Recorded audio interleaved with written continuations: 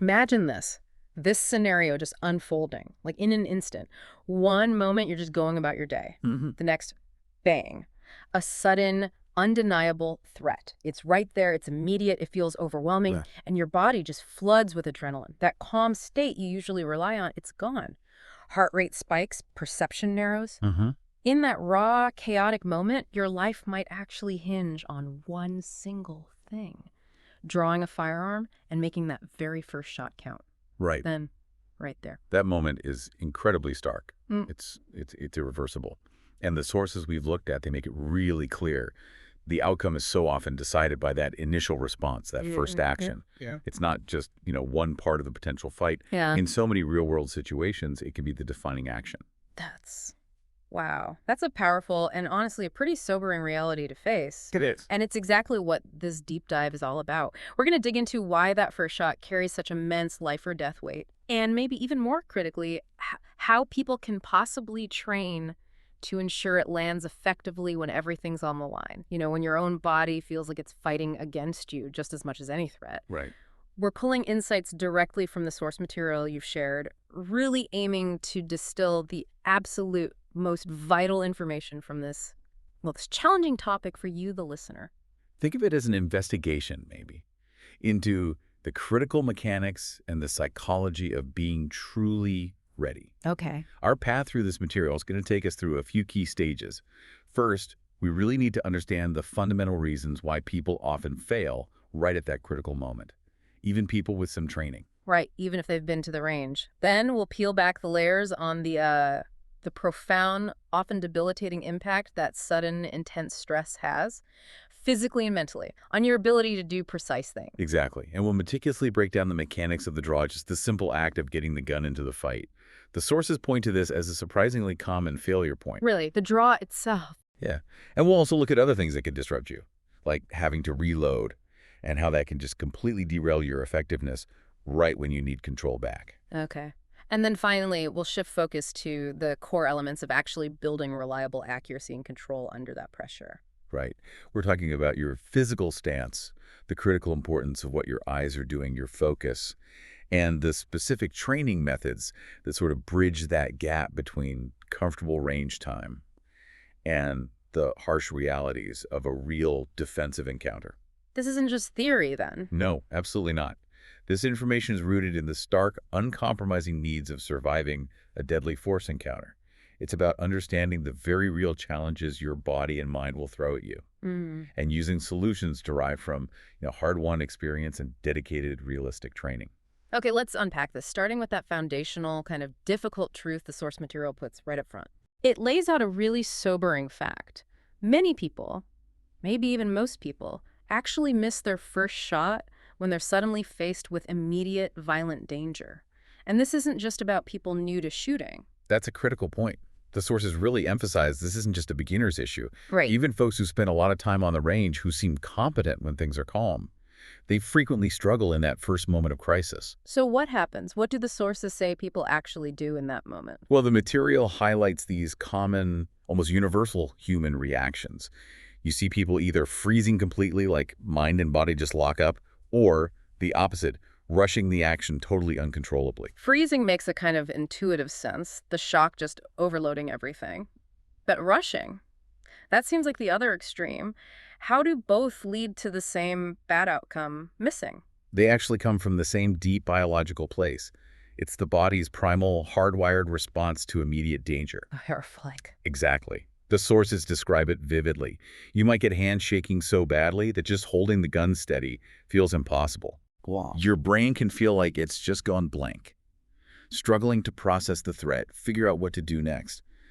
It's your system basically slamming the panic button, kicking into survival mode at its most raw level. So the very mechanism designed over millennia to save us, making us run super fast or fight with all our strength, actually works against the very specific fine motor skills and clear thinking needed to use a firearm effectively. That feels like a cruel joke. It's a profound conflict, yeah. Yeah. In a self-defense situation, needing those precise actions, your natural physiological response, which is great for big actions like sprinting or ducking or punching, Right. it actively degrades your ability for that intricate coordination and conscious thought. Things like lining up sights, getting consistent trigger finger placement, a smooth trigger press. Hmm. They suddenly become huge challenges. And the consequences of missing that first shot.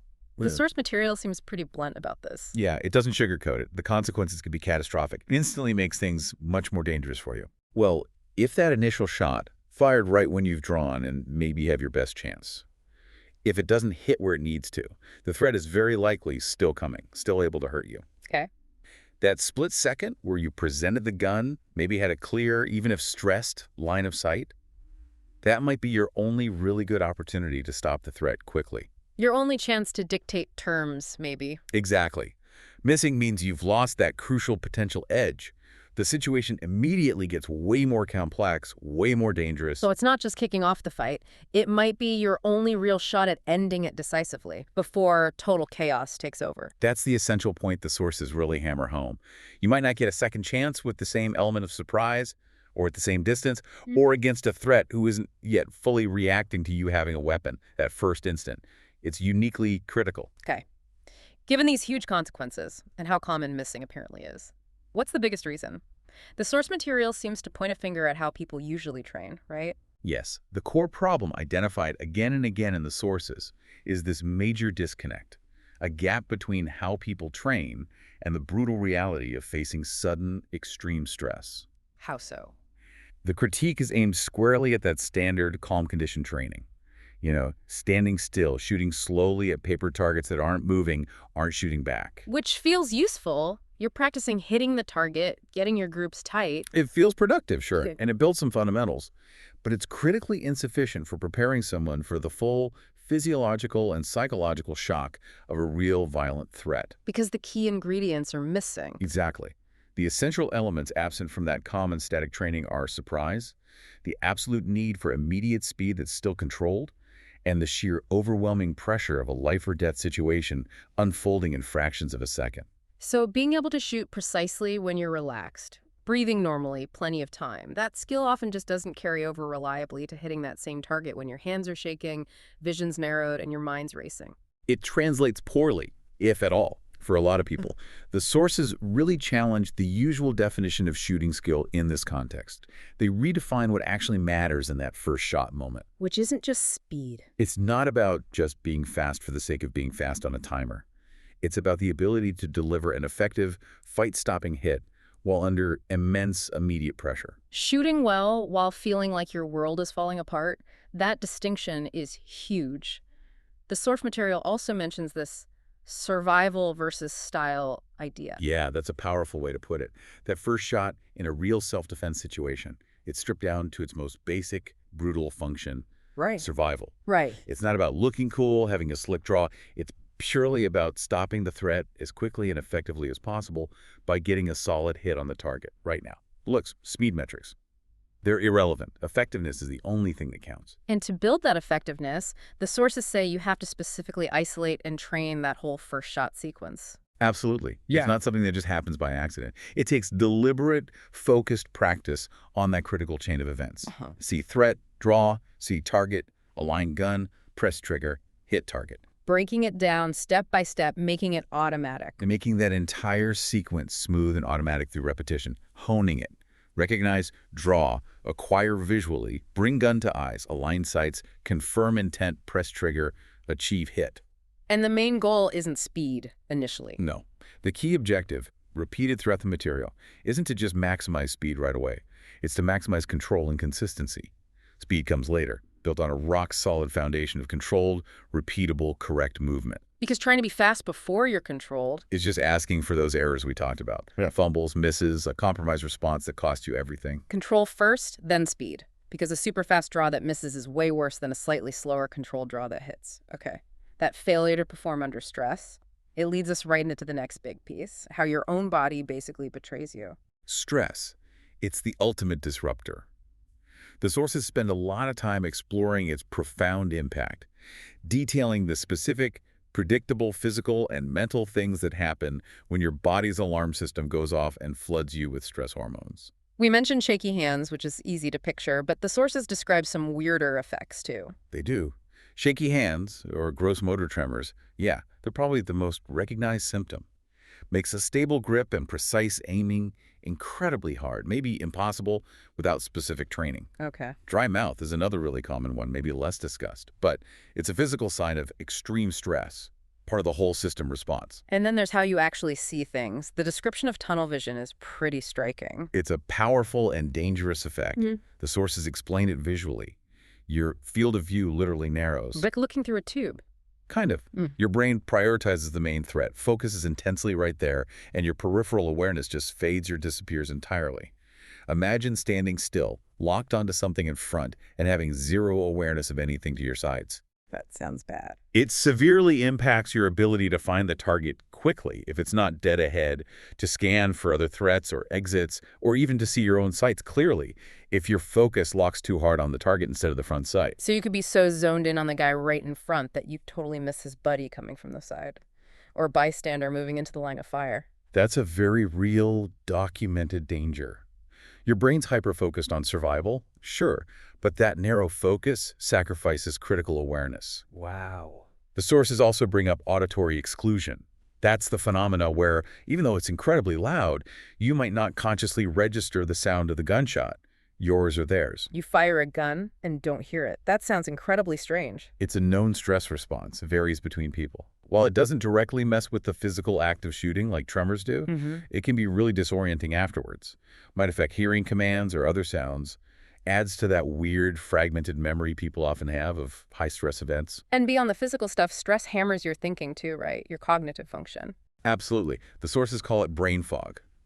A significant hit to your ability to think clearly, process information quickly, make complex decisions under pressure. The higher the stress, the simpler your brain wants everything to be. So tasks that are routine in calm practice suddenly feel super difficult or confusing, like remembering the steps to draw or checking your sights. Precisely. Things you've drilled maybe hundreds, thousands of times, when calm, getting a good grip, presenting the gun, confirming sight alignment, deciding shoot, no shoot, they can feel incredibly hard, unfamiliar, maybe even momentarily forgotten under the intense mental load of a real threat. Yeah. Your brain is just struggling to allocate resources. Most are going to the stay alive right now department. Man, it really drives home that dilemma. Your body's gearing up for big survival movements, but the situation demands tiny, precise actions and clear thought. To direct conflict.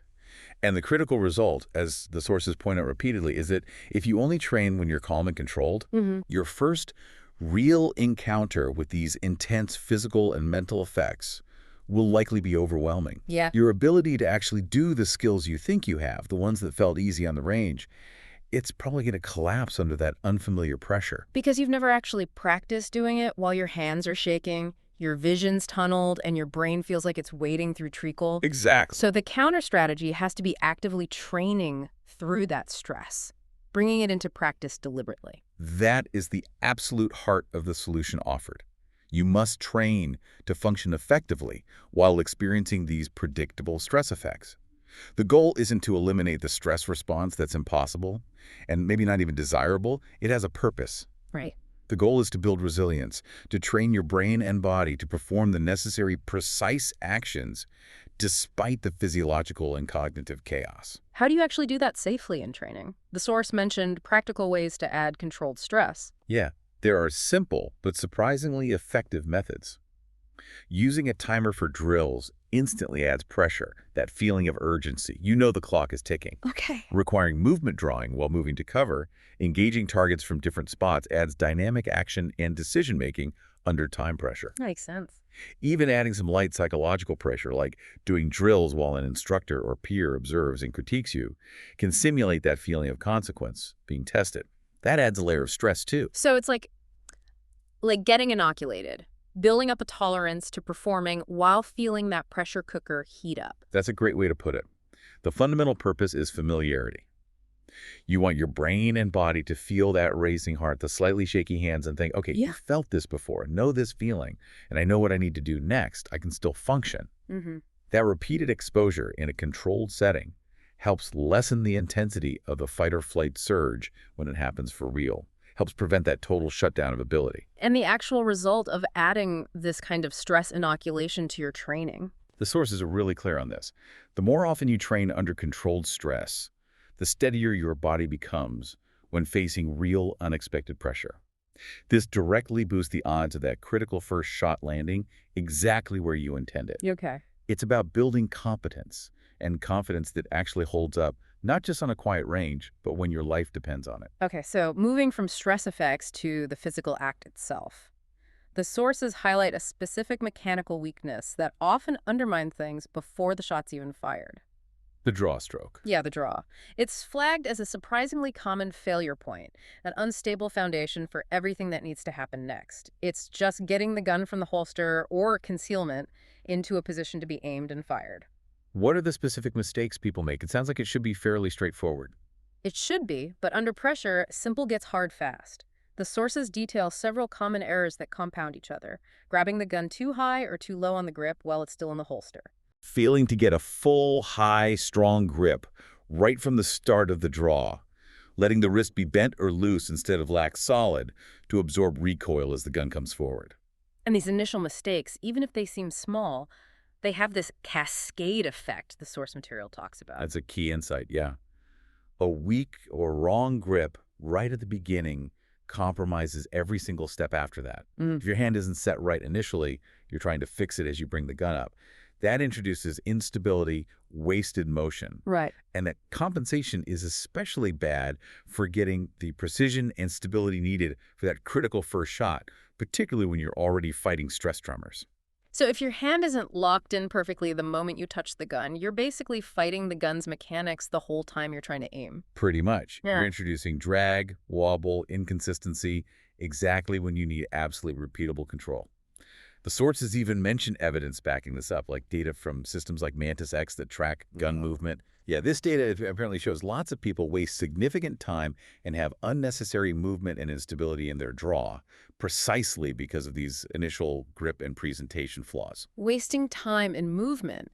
That means slower to get the gun on target and less stable once it's there. Exactly. Extra, needless motion adds time, and critically, reduces your control over the gun just as you're trying to line it up and make the shot. Efficiency in the draw isn't just about raw speed. It's about cutting out wasted effort to get the gun into a stable, ready position as smoothly as possible. So what does a clean, efficient draw look like according to the source material? The ideal draw is described as feeling almost deceptively smooth and simple. Consistency is king. Gripping the gun the exact same way, same hand placement, every single time you reach for it, no matter what. Muscle memory. Deep muscle memory. The physical movement is efficient. Pull straight up and out, rotate the muzzle towards the target as it clears the holster, then extend straight out onto the line of sight, meeting your visual focus. And the visual part is crucial there too. Absolutely. The sources stress. Eyes find and lock onto the target first. Then the gun follows your gaze, comes up, and aligns with where you're already looking and planning to shoot. It directs the gun efficiently. Okay. And a huge warning highlighted is against rushing the draw. Trying to go too fast before the mechanics are solid is totally counterproductive. Leads to fumbles, dropping the gun, maybe hitting yourself. Mistakes that cost way more time than a smooth, controlled draw ever would. Sounds like that old saying, slow is smooth, smooth is fast. Controlled, consistent movement ends up being faster and more reliable under pressure than just frantic flailing. That's the core principle. Training for draw mastery isn't about sheer speed at first. It's about building deeply ingrained, automatic, correct muscle memory through tons of repetition. How do you train that? Sources recommend practicing from concealment. If that's how you'd carry, adds realism. Lots of dry fire practice is key to perfect mechanics without live rounds. And relentlessly stressing consistency, every step identical, grip and holster to presentation builds that reliability. Build the right habit until it's totally automatic, even when stress spikes. Exactly. And the payoff is huge and direct. A clean, consistent draw means you get a strong, stable grip right from the start. And as the sources keep linking, when your grip is strong and stable, your first shot is way more likely to go exactly where you want it. It all relies on starting with that solid, repeatable foundation. Okay, so we've covered getting the gun into the fight cleanly, making that critical first shot. But what if the fight continues and you have to reload? The sources flag reloads as another potential weak spot. They are indeed. Reloads, while necessary, create a distinct moment where you're vulnerable, temporarily unable to shoot back. And maybe counterintuitively, the sources highlight a specific common issue. People often execute the reload itself smoothly, swap mags fine, Right. but then miss the very next shot they take right after. That does seem odd. You nail the complex part, then whiff the simpler follow-up. It's a known thing, yeah. And the sources look at why. Maybe the grip shifted slightly during the reload movements and wasn't fully reestablished high and tight afterward. Good. Maybe the sights weren't properly reacquired on the target because focus was on the gun manipulation.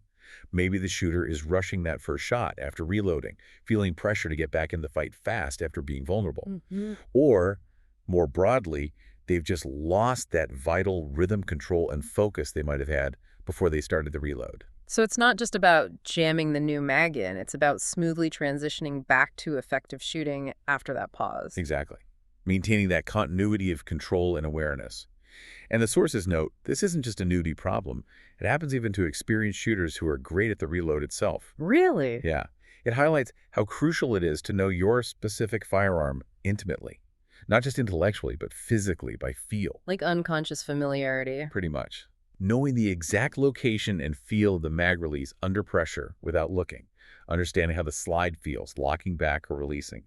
And maybe most importantly, having that deep ingrained sense of how the grip should feel as it snaps back into your hand after you'd see the new mag and prep to fire again. Right. That level of tactile familiarity is critical when your vision might be compromised by stress or the need to scan your surroundings. And the sources also mention that the actual set of your gun plays a role here too. Absolutely. Your gun's controls, mag release, slide stop, safety if you have one, should be placed and sized right for you. For your hand size, your grip mechanics.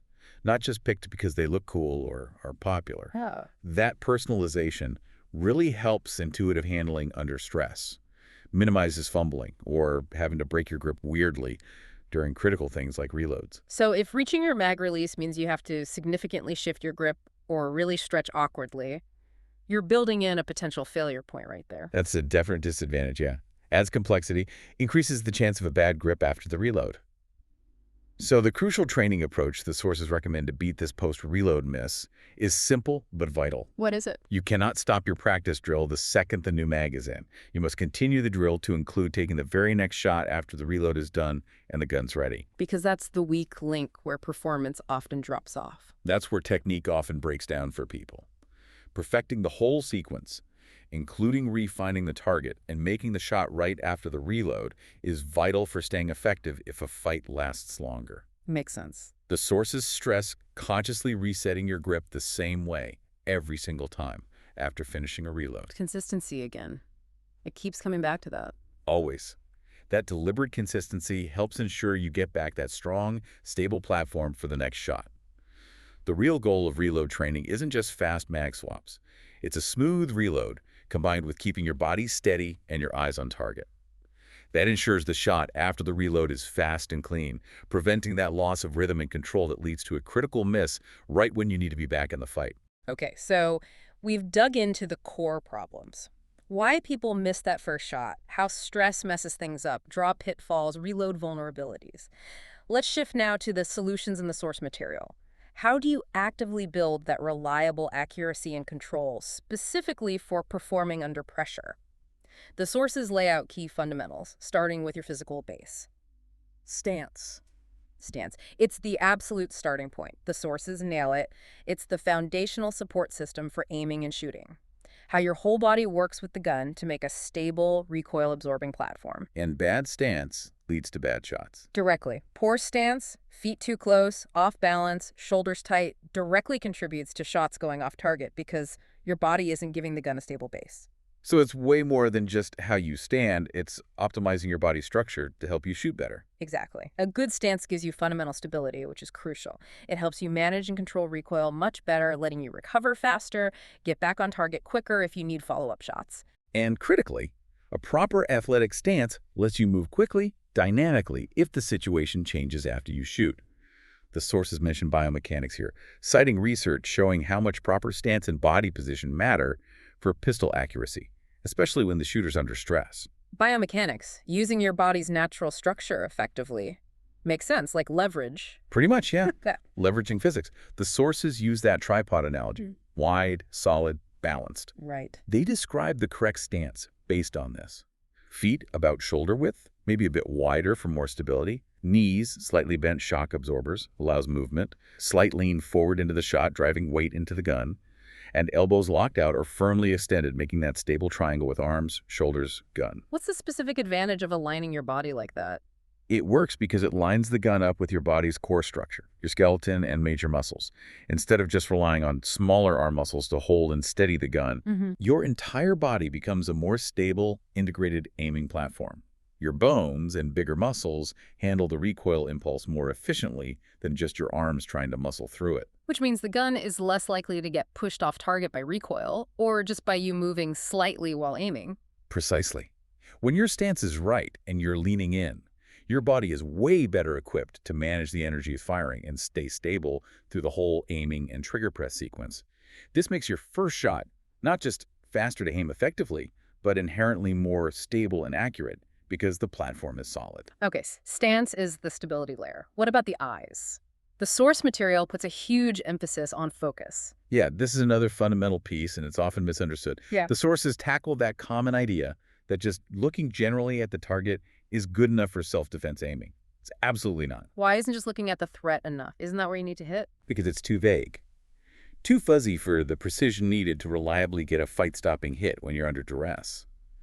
The sources introduce and really push this critical concept of precision focus. Precision focus. Meaning you have to actively, consciously see exactly where you intend that bullet to hit on the target. Not just a whole person, not even just center mass generally, a specific tiny point within that area. Like the eagle analogy the source used, seeing the button, not the shirt. That's a perfect analogy. Don't just see the chest, see a specific button, a seam, the precise center point you want to hit. Focus on a tiny spot. This micro-level focus isn't just visual, it's a critical command to your brain and hands, telling them exactly where to send that bullet. It's giving your body an exact destination address, not just a zip code. Exactly. And the benefits are huge. It dramatically ups the odds of your shot landing precisely on that critical impact point, maximizing its effect. And it does something else crucial, subtly. It forces just enough conscious, deliberate action, finding that specific spot to help prevent reckless, panicked rushing of the shot. You have to acquire that precise visual before you commit. So your eyes are basically driving the whole train. The sources say it powerfully. Your eyes lead the shot. If your visual input is vague, just looking generally at a big area, your shot will likely be vague too, lacking the precision needed to stop a violent threat quickly.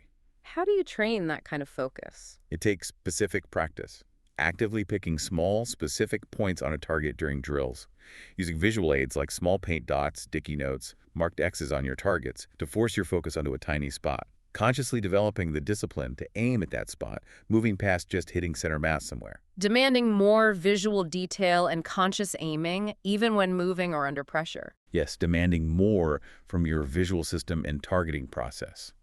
And this type of training connects directly back to that reality check statement. In a real fight, you don't magically rise to the occasion, you fall back to your most consistent training level. Right. If your training includes locking in that precision focus, even when stressed, your first shot is significantly more likely to hit that critical spot. That principle falling to your training level, it brings us right to the final crucial part. How to actually train in a way that mirrors the reality of pressure.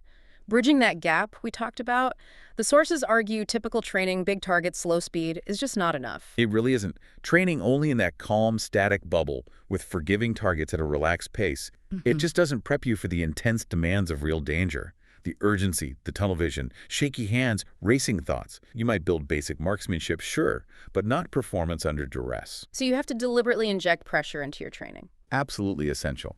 You have to train with pressure if you want to perform under pressure.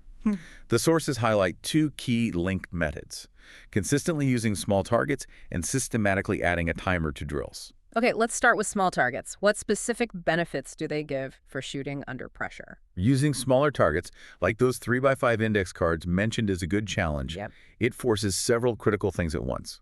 First, it forces your body to stay much more still. Tiny wobbles become instantly obvious when the sights drift off that small target. Second, it demands a tight, stable, consistent grip because any flaw shows up immediately as a miss on that small area. And third, it requires that intense precision focus we just talked about. You have to see that small target clearly to hit it. It basically puts a magnifying glass on every little imperfection in your technique.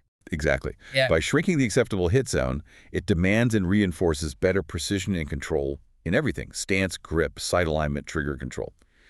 Ultimately, consistently training on hard, small targets significantly improves your overall aim and control, even when you go back to bigger targets. The bigger target feels way easier because you honed your skills on the small one. And adding the timer, how does that mimic real pressure? Adding a timer brings in that critical element of urgency. That's a key, unavoidable part of real violent encounters. Time is always compressed. A timer forces you to make decisions and act within a hard time limit, directly simulating that pressure you'd feel when seconds count. Forces you out of that comfortable, slow fire range rhythm. It does. Demands efficiency, Yeah. action. The sources explain how combining the discipline of small targets with the urgency of timers teaches that absolutely vital skill. Performing necessary actions, breathing, moving, getting on target, shooting without losing control, or ditching good technique when the clock's running, or you feel that psychological rush. Mm-hmm. You learn to manage the internal feeling of needing to hurry while keeping disciplined external control over the gun and your body. This is where really capable, realistic shooters are forged, the source material This suggests. is absolutely the proving ground, yeah. This kind of training, demanding both precision and speed at the same time, is what truly separates highly capable people from those who are just okay in calm conditions. Big, slow drills build a foundation, but they don't build the resilience, efficiency, and effective performance needed for the chaos of a real fight. The sources give concrete examples to start, those 3x5 cards, setting specific time goals for drills. Yeah, actionable steps. And tracking your progress carefully is vital. Measuring improvement over time gives strong motivation and shows you exactly where your technique might still be breaking down under pressure or where you need to focus more training. And the sources have a key perspective on misses during this tough training. A crucial one. Misses aren't just failures. They should be seen as essential feedback. They show you exactly what adjustments you need in technique or where to double down on practice. Treating misses as data points, not just mistakes. Exactly. The goal, as the sources stress over and over, is that relentless pursuit of clean, precise, fight-stopping hits under pressure. Not just punching holes somewhere on cardboard, but consistently hitting the intended spot reliably and quickly when the clock's ticking and your heart's pounding. And this kind of demanding, challenging, pressure-based training, what's the ultimate reason for putting in all that hard work? The ultimate justification, as the sources powerfully wrap up this section, is this simple, stark reality. Training like it's real ensures that when it actually is real, your critical first shot lands effectively and powerfully. It's the single best way to prepare yourself for that moment, dramatically increasing your odds of survival. Okay, let's circle back then, bring it all back to the central, unavoidable theme of this whole deep dive. This entire discussion has centered on the huge gravity and critical importance of that initial moment in a self-defense situation. Absolutely. The core argument, powerfully reinforced in the source material's takeaways, is that the very first shot you fire in self-defense is your most crucial opportunity. Maybe your only clear opportunity to decisively end a threat and survive. Right. You might not get another chance with the same factors working for you. Surprise on your side, the initial distance, a moment of relative clarity before total chaos. That's precisely why the effectiveness of that first shot matters more than just raw speed, more than fancy gear, maybe even more than your ability to fire rapid follow-ups. Because if you miss that first one, everything gets instantly harder, more dangerous, less predictable. Significantly so. The sources summarize the harsh consequences. Missing that initial shot drastically complicates things, increases the danger to you and maybe others, and puts you in a much tougher reactive spot. And the solution isn't just hoping adrenaline makes you a superhero. It's dedicated, specific, realistic training that anticipates and prepares you for those adrenaline effects. It is. The sources pull together the training imperatives we've talked through, perfecting a smooth, consistent, efficient draw that gets the gun in the fight reliably, getting deeply, intuitively familiar with your specific gun, including flawless reloads under pressure, building and keeping a strong, stable stance as your aiming platform, cultivating intense, precision focus on the target spot, guiding the shot with your eyes, and crucially implementing pressure-based training, using things like small targets and timers to mimic real-world stress. It's about wiring your body and brain to perform effectively despite the inevitable chaos and the physiological punch of that fight-or-flight response. That's the fundamental goal of all this dedicated, sometimes difficult practice. to train your physical and mental systems to execute those precise actions, even when adrenaline's surging, hands might be shaky, heart's pounding. And how does the source material ultimately define success for that critical first shot under those conditions? It's not about perfection, is it? No, the sources are realistic about that. They wrap up by emphasizing your first shot in that extreme moment doesn't need to be a perfect match-grade bullseye. But it absolutely must be controlled. It must be deliberate. Meaning? It has to be on purpose, aimed at the intended target, not just a panicked, flinched shot sent somewhere downrange. Yeah. That control and deliberate action built through tough, realistic training that simulates the pressures you'll face. That's the fundamental principle for staying safe and capable in a fight for your life. This deep dive into the critical first shot, it really serves as a stark, necessary reminder, doesn't it? Right. About the difficult realities people face when self-defense becomes suddenly unavoidable. It unflinchingly shows the huge challenges that stress and just basic human physiology present, even for trained individuals. And it lays there that often dangerous gap in training that fails to simulate those pressures realistically. It moves the whole conversation beyond just having a tool. Right. It delves into the mechanics, the psychology, and the specific preparation methods needed to use that tool effectively when it matters most. That focus on refining the draw, the often missed need to shoot accurately after a reload, the bedrock role of stance, the vital mental skill of precision focus, and the non-negotiable need to train with pressure small targets, timers. It provides a clear, if challenging, path to building real readiness. Ultimately, the sources really force us to acknowledge the profound gravity of that moment and to recognize that being prepared isn't built on wishful thinking or adrenaline fantasies. No, it's built on facing the hard truths about how humans perform under extreme stress and committing to train specifically for that initial, uniquely critical action. It forces us to think about how true readiness isn't just about owning the gear, but about mastering the ability to deploy it and use it effectively, deliberately, under the most demanding, chaotic, and frankly terrifying circumstances imaginable.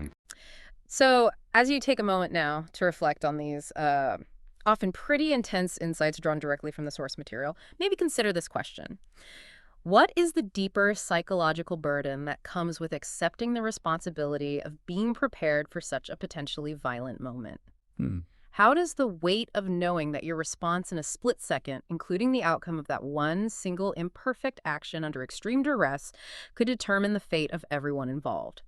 How does that burden shape the continuous, rigorous training journey needed for true ethical readiness? It's a question that goes way beyond just the mechanics of shooting, doesn't it? It goes right to the heart of what it means to be truly prepared for the worst.